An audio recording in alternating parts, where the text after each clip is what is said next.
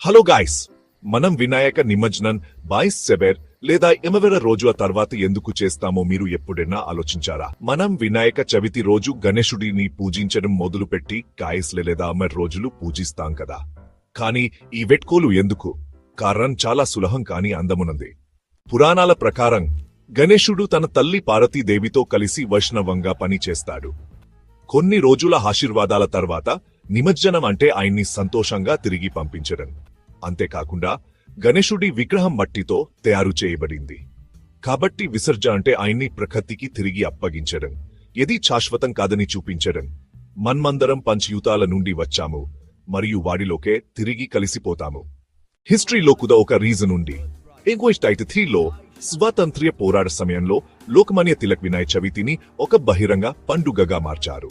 అప్పటి నుంచి విసర్జకత మరియు భక్తికి చిహ్నంగా మారింది.